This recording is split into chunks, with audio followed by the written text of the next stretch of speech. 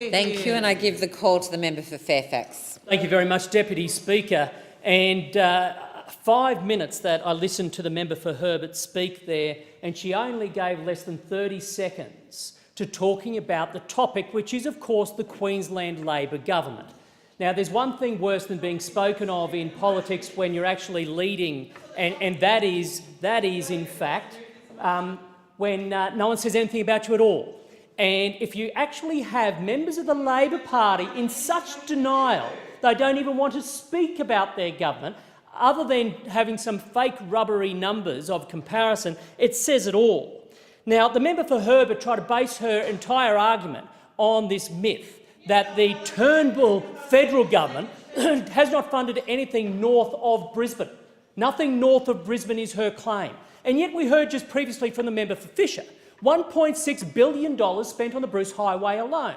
We have $929 million, the sod turned, already under construction between Caloundra Road turnoff and the Sunshine Motorway. We have $187 million around the Maroochydore interchange, 80% funded by the federal coalition government.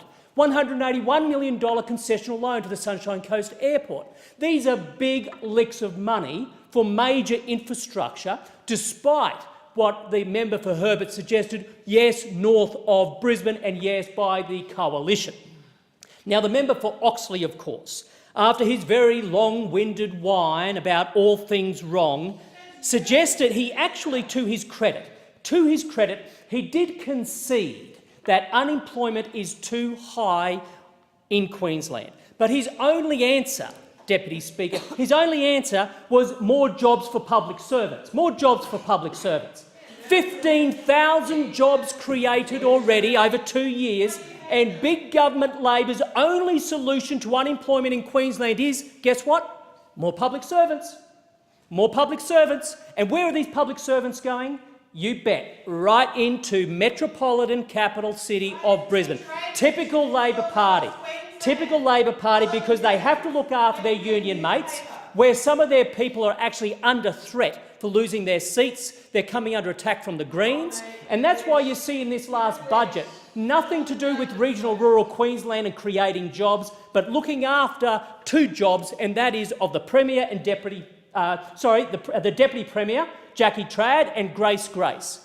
All this is a robust budget for the jobs of those in the Labor Party. Now, Queensland ought to be the powerhouse of job creation, Deputy Speaker. Now, we should be, but if you look at the latest data, only South Australia had a higher unemployment rate of 7.1% to Queensland's 6.3%. Now, a decade ago, that would have been absolutely unthinkable, impossible. But today, that's the case. Last month, even Tasmania was performing better than Queensland, 5.9%. And we were considerably worse than the national average of 5.7%.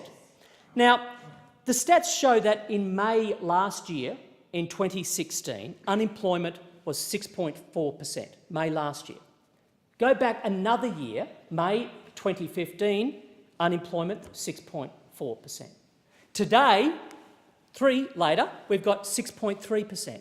In other words, nothing's happened. Nothing's happened under the Labor government. The state has lost over 38,000 jobs in the year to February alone, more than any other state. 38,000 jobs. And yet the Labor Party suggests that this Queensland Labor government is about jobs. It's one of the oldest tricks in the book. They announce a budget and they call it a jobs budget because if we package it up and give it a title of jobs, people might actually believe that we're helping create jobs. Well, they're not, Deputy Speaker. Now, if we look at to where the future is going, the Palaszczuk government is approaching $80 billion in debt. Now, it might claim to be paying some of that off, but all they're doing is shuffling it around. They're throwing it into state-owned enterprises, especially in the power sector.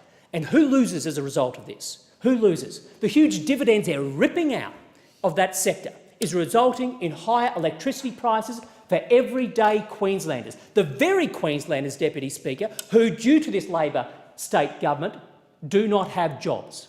So don't give them jobs, don't give them investment, don't give them infrastructure, but rip out the dividends that increases electricity prices, and that's the Queensland State Labor government. Thank you. I'll give the call to member